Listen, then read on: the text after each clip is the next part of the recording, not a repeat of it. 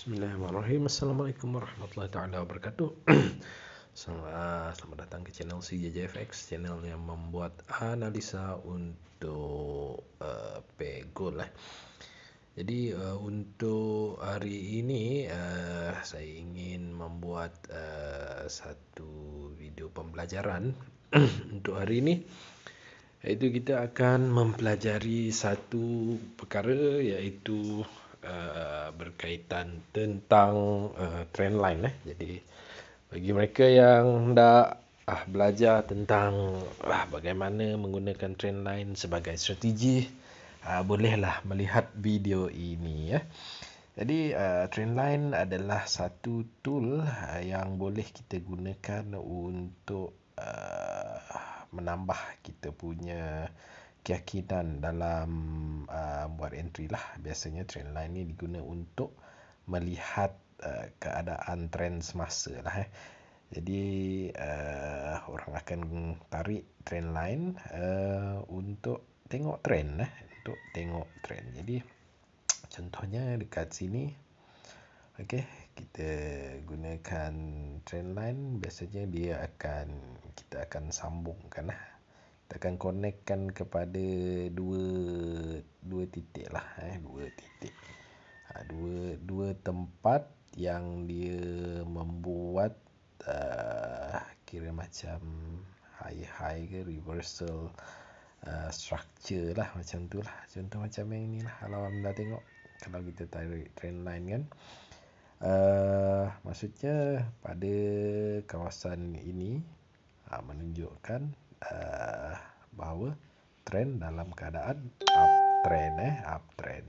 Jadi apabila trendline ini breakout, maka ada kemungkinan trend akan berubah kepada downtrend pula. Okey. Jadi begitulah. Maksudnya kita boleh gunakan trendline ni untuk kita menentukan sesuatu trend tu lah. Jadi macam saya sendiri, saya pun menggunakan trendline ini sebagai tool tambahan bagi menguatkan lagi saya punya entry. Sebab kita kan ada pepatah mengatakan bahawa trend is your friend. Jadi kita seeloknya kalau kita nak entry tu, biarlah kita entry mengikut trend. Jadi kalau dia trend uptrend tu, kita carilah buy. Kalau dia trend downtrend, maka kita carilah sell. Jadi trendline ni boleh kita gunakan sebagai tambahan kepada technical analisa kita untuk lebih yakin lah untuk kita entry. Contoh sekarang ni dia turun kan, jadi dia ada kemungkinan dia berada dalam keadaan downtrend. Jadi kita sambungkan kepada dua titik, dua tempat lah. Lagi banyak dia sentuh, lagi kuat lah trendline itulah. Okey, lagi kuat trendline itu. Sebagai contoh, kalau anda tengok kat sini kan, contoh aja lah ya. Dia daripada sini kita sambung kat sini, jadi dia sentuh lagi kat sini, dia sentuh lagi kat sini. Jadi makin banyak tempat dia kita sambung, lagi kuat lah trend line ini. Okey, jadi lagi valid lah dia. Maksudnya kalau dia dah break tu, maksud dia tukarlah trend tu. Dia tukarlah trend, macam tu lah. Okey. Jadi saya suka ada macam saya ni, saya ada macam banyak kegunaan lah cara saya menggunakan trendline ini. Okey, kadang-kadang saya gunakan trendline ini sebagai saya punya macam benteng, benteng awal untuk saya entry. Apa yang dimaksudkan oleh saya ni, dia macam ni lah. Contoh lah ya. Okey, kita tengok dia dalam keadaan menaik sebegini kan. Dia naik ni. Anda nampak kan Bitcoin ni kan, dia naik naik. Jadi katakan saya nak mengambil risiko untuk saya sell katakan, tapi memanglah tak sesuai lah sell. Kerana apa? Sebab trend dalam keadaan menaik kan. Sebab kita diajar untuk entry mengikut trend kan. Tapi saya nak cari sell pula. Tak kisahlah, saya nak cari sell, tak kisah. Sebab saya nak ambil risiko lah. Jadi apa yang saya buat, mungkinlah contoh saya entry sell kat atas ni. Kata je saya ni champion kan. Saya biasa entry dekat akar pucuk. Jadi konon saya entry kat atas ni lah. Okay. Jadi apabila saya entry kat atas ni, sell contoh, saya dapat harga pucuk ni. Okay. Contoh saja Okay. Jadi bila saya entry sell kat sini, stop. Jadi saya akan tarik trend line ini. Jadi trend line ini adalah sebagai saya punya rujukan untuk hold entry sell ini, ataupun untuk saya jadi lebih yakin bahawa entry sell saya tadi betul.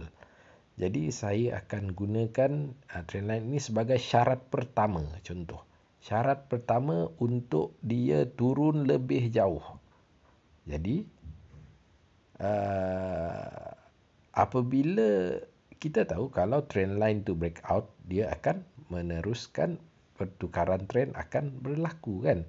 Jadi saya gunakan trend line ni sebagai syarat pertama untuk saya hold entry sell ini. Maksudnya kalau dia breakout, maka dia akan junam lebih jauh. Jadi saya selalu gunakan boleh digunakan sebagai kira macam confident kita jadi lagi tinggilah kalau trend line ini breakout. Jadi kita tak adalah nak entry, kita tunggu, ada orang tunggu breakout dulu baru nak sell kan. Ada orang tunggu breakout dulu baru sell. Kan dah terlambat. Macam saya entry ke atas ni.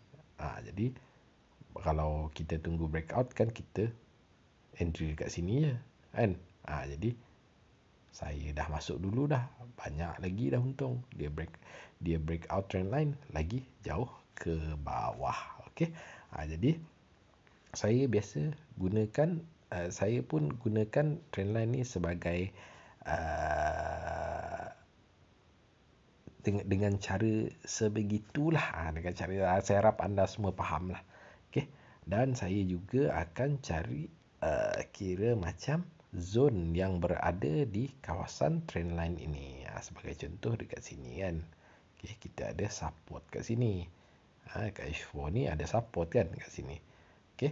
Kebetulan ada trend line kat sini kan. Jadi kita boleh, kalau ada orang tu mungkin dia akan tunggu dekat trend line ni, dia tunggu kat zone ni, dia buy tu dekat sini. Nampak tak?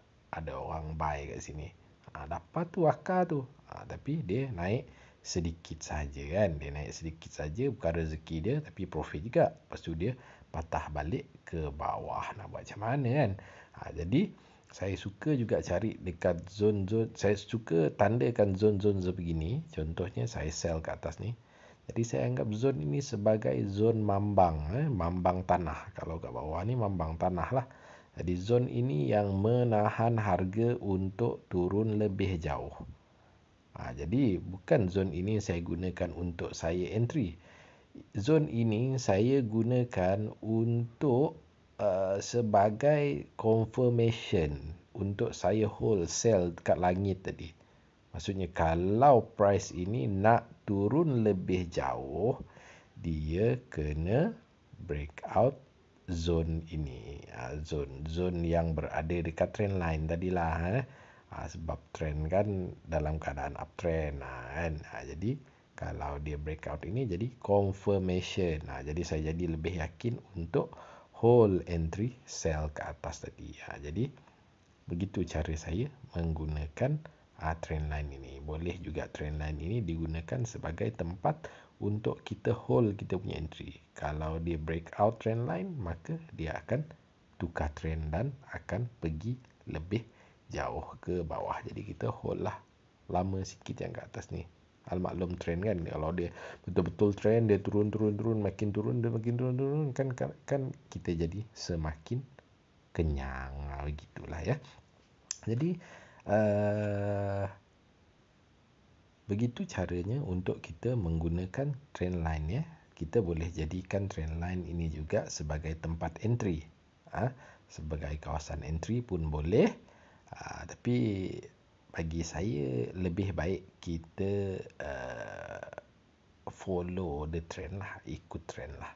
Sebab apa? Sebab potensi untuk win itu, untuk kita profit lebih tinggi sekiranya kita entry mengikut trend. Sebagai contoh saya tunjuk dekat gold contoh saja. Contoh. Okey, contohlah dekat area kat bawah ni. Contoh kan, kat bawah ni kan. Okey, kita ada trend line kat sini kan. Kita ada trend line kat sini. Dia sambung. Memang kalau anda tengok, kalau kita ramai, kalau saya tengok hari tu banyak orang dapat profit sell kat sini kan. Sell sini. Dia sell kat sini. Dia rasa dia champion kan. Sell turun. Tapi sebenarnya trend berada dalam keadaan uptrend. Macam tu kan. Jadi tapi orang sell ni profit lah. Profit alhamdulillah. Tapi tak boleh nak hold. Tapi profit syukur. Kat bawah ni pula dia tengok ada trend kat sini, dia buy pula kat sini. Jadi nampak tak gerakan trending ni lebih besar lagi berbanding dengan yang lawan trend ini. Dia lebih besar. Jadi orang buy lagi kenyang lah. Lagilah kenyang, lagi dahsyat dia punya profit. Macam tu lah. Apa yang saya nak katakan adalah lebih baik entry mengikut trend. Kalau berbanding daripada kita entry melawan trend. Sebagai contoh saya lah kat sini. Contoh saya ada sell kat atas ni semalam kan. Tak sangka pula dia turun menjunam kan. Dia turun menjunam kan, saya dah dapat pucuk ni kat atas ni kan. Saya dah dapat pucuk kat atas ni. Jadi saya tariklah trend line. Dekat ikut yang terkini ya, ikut yang terkini. Contoh sekarang ni nampak kan dia reverse kat sini kan. Yang paling last sekali dia reverse kat sini. Dia reverse kat sini. Point yang terakhir sini paling last. Tu dia patah balik kan. Jadi apa yang saya perlu buat adalah saya tunggu price melepasi trend line ini nanti. Sebab dia patah balik kan. Jadi kononnya trend line ni valid lah. Buat masa ni trend line ni valid lah. Jadi saya tunggu dia melepasi trend line ini. Kalau dia breakout trend line, saya hold lah entry sell kat atas ni. Saya hold entry kat atas ni.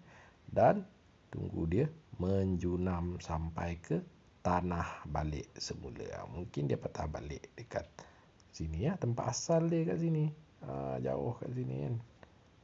Berapa pip tu? Ada dalam berapa Saya tengok dulu. Jauh ni nak swing ni. Kalau dia breakout lah. Ada 800. 800 pip. Boleh lah tu 800 pip kan. 800 pip. Syukur. Alhamdulillah. Macam tu lah. Tapi tak confirm lagi lah dia terjun. Sebab apa? Sebab syarat pertama yang harus dia buat adalah dia kena breakout trend line ini. Dan kita carilah zone-zone dekat area trend line ni. Contoh dekat sini kan. Contoh dekat sini. Okey, contoh kat sini. Jadi sini kita ada zone. Jadi sini yang menahan harga nanti untuk akan datang.